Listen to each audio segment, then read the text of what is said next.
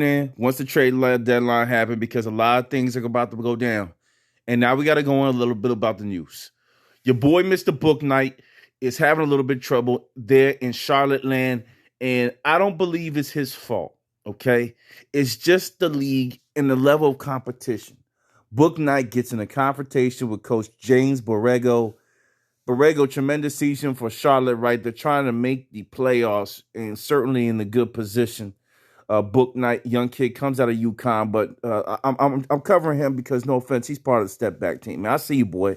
I see the step back magic with you, man. Yeah, you trying to come up on Kevin Porter Jr. and some of the other fanatical Cam Thomas. You think I'm out watching?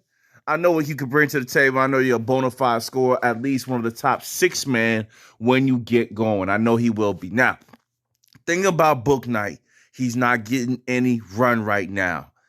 It's not necessarily his fault, okay? The other thing is he looks like he's friends with LaMelo Ball. I'm going to go in here and bring in some, what I call it, the hive mentality. LaMelo Ball, in my opinion, should have at least, to me, it was Miles Bridges, all right, for the All-Star team. All right? I talked about LaMelo as a snub, but Miles Bridges, to me, is the glue. He's the new Sean Marion of this era. And it's amazing that no one's really covering Miles like that. I mean, if you're from Charlotte, you're going to see the buzz on him. But outside of Charlotte, people really not checking for like Miles like they should. Now, back to Melo. Melo has been sat down in the fourth quarter at times.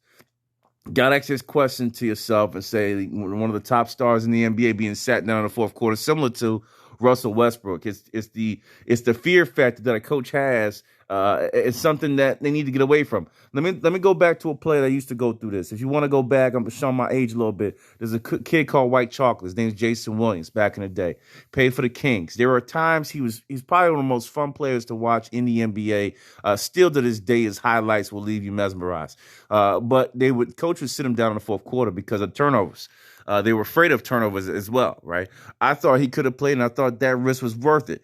But there were certain plays or things that happened that made the coach decide this guy is not ready, and I can't trust him with my job. Because at the end of the day, they do have a job, and they're trying to get paid, and they're trying to keep their families moving. And no offense, the NBA guy has a better opportunity to jump around versus a coach trying to jump around. It's not that easy for a coach, okay? And this guy's not a big name. I never heard about him. So it looks like Mike MJ's giving him a shot. That said, Bouknight, Melo looked to be kind of friendly. Okay, and they may be, and I could see how Melo started to talk trash about Borrego, sitting him down, and now Bouknight's not playing. If you get where I'm going here, yeah, let me follow suit, follow leader. It looks like we have a little army that doesn't like what they're getting from their coach, and once you get that, it's the hive mentality. Because, no offense, none of us are really individual. We're kind of following a path of a pride. I call myself a little tiger. I'm in the game because, I'm kind of solo. But no offense, there's somewhere in my life where I follow somebody. There's no way around it. I can't help it, right? There's somebody that's going to be ahead of me, and I'm probably going to follow the idea. I try not to. I think I don't, but I do. Bouknight, you're coming in maybe following LaMelo Ball and his frustration. I'm gonna warn you now. You're not LaMelo Ball right now, brother. You're not. No one has seen what you could do on a full-time basis. I'm watching the highlights. I see you in the G League. I see you in the summer league. I saw a couple games where you put it on a little bit. Need to be a little bit more aggressive in the end games. But again, playing through the system and playing through the game may be the smartest thing for you because you're too aggressive and you miss. You're gonna have trouble. But definitely. I understand your frustration. You're not going to be playing this year. All right, let's go to the roster. Let me tell you why you can't play. They're loaded, brother. They're loaded. They're loaded at all positions, okay? So let's see the playing time for the Charlotte Hornets real quick. I like to get in stats because that's the problem. No offense to my people. We don't go by facts, man. We go by emotions. And you know what? Emotions going to lead you down a path of destruction. Always try to get some type of statistical analysis, even though sometimes the boys play with the analysis. I'm talking about the government and all that stuff. But you need something. You got to use something, and that's what it is. Let's look at the stat line for the Charlotte Hornets and understand what we have here. Minutes played, LaMelo Ball. Let's go up top. Minutes played per game. Who plays the most? Miles Bridges, understandably. Terry Rozier gets 33. LaMelo, you get 32, bro.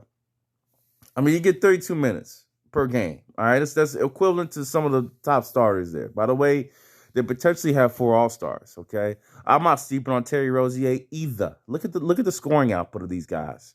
I love it. I mean, I really do love what I'm seeing here from this squad. All shooting pretty good from the clip. Even Miles Bridges not too bad. Then your next guy up is Kelly Oubre Jr. Okay, so now you got Rozier and Oubre Jr. Help me understand where they need a Bouknight. I love you, Bouknight, but where, brother? Mr. Martin comes in as a defensive guy, right? The twin. His other twin went over to Miami. I wish they were still together. I like those two. I love the twins coming off the bench here. All right. Then you got the 2 bigs. Then you got McDaniel, who they got listed as a power forward, is really a small forward. Okay. Then you got Ish Smith comes in, okay, as the backup point guard to LaMelo. Okay, not bad. He's older. He's older man. But, you know, they got him in there. Here goes Bouknight. Bouknight, you're averaging 10 minutes per game, bro. Okay, 10 minutes per game, I'm putting out 5, shooting 36, 34%. Bro, you're not shooting the clip well, my homie.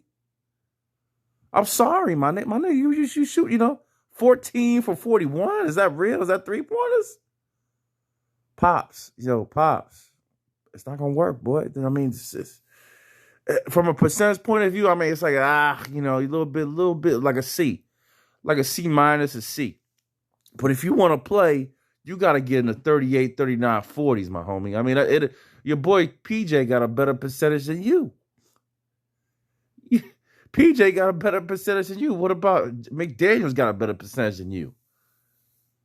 You got to take advantage of the opportunities put in front of you. He's a scorer, guys. Okay, I love his style of play. I love it. These are the guys I love to watch. They're deadly.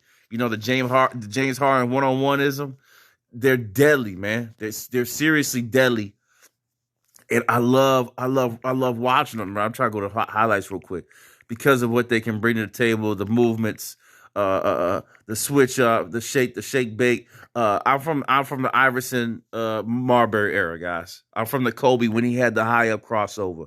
So for me, and this is probably what he's looming off. For me, when you got guys that can shake and bake and still create for others, it makes the NBA more fun. Let's take a look at Bouknight when he's on. I'll just pull up the highlight. There goes a shot. He needs to improve. He's only 34% from there, bro.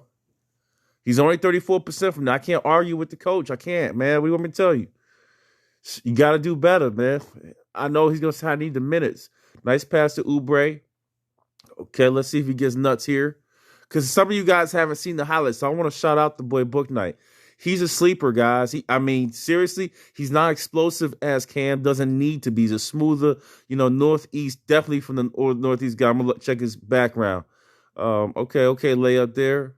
He has confidence. That's the other good thing about it. Boom, here goes a jump shot. This is going to be his Call of Duty, boy. Seriously, this is going to be his Call of Duty. Part 3, Part 4. He's going to have to arm me up on the jump shot. Let's see his hot again. See that? Some others those plays would have to be dunks. And he has a little vertical too. They would have to be dunks to showcase, to force the coach's hand for them to say, okay, I got to play this guy. Here we go. That should be his game. There it goes. If you brought that consistently, you probably could get another 4 or 5 minutes per game.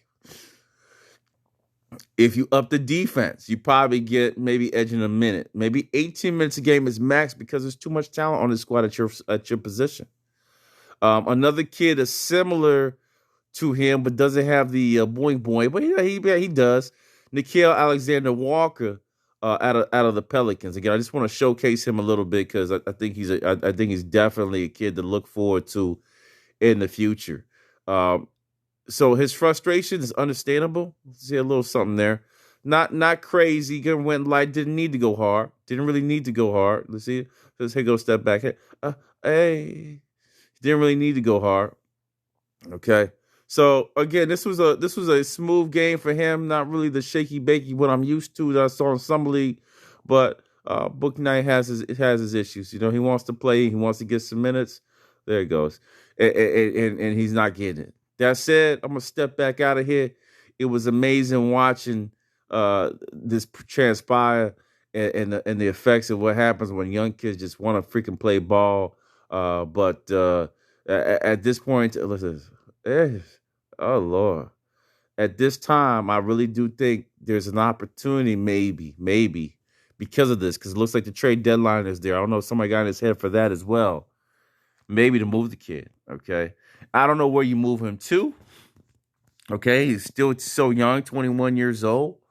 I don't know who could use him. Maybe a Philadelphia because they got Maxey, but they got so many guards there, guys. I mean, the league is tough, bro. I mean, I'm not gonna front.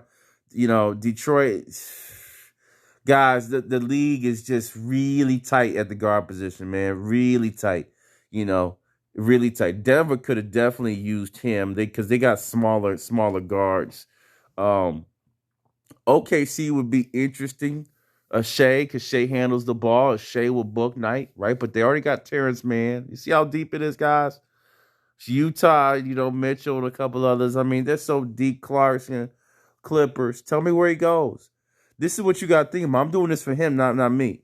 Where do you go, boy? Where do you go, my homie? Where do you go? Dallas, maybe. Hardaway's getting older. Okay, but they got the other young kid coming out of there. I forgot his name, but they got another young kid, light skin, look like Mahomes' son. Houston, you know about PJ. I mean, Memphis, no. New Orleans, you got Nickel. San Antonio. This is a problem. He may be in his best situation here. He may be in his best situation here till the old guns go down. There's absolutely no team he could go to. Minnesota. Maybe some Clark. That may be a good move there. If you don't choose the right team to move to, or that team that you move to is not making moves to create space for you, you're going to be in a worse situation. That's how I'm going to sign off here talking about Bouknight getting a little bit of antsy. I went in depth a little bit, give you a little bit of step back statistics. But it's real. The game's real, and it's hard on these kids, man. But you got to wait your turn, or you make your turn. Need to shoot better from three. I'm out of here. Peace.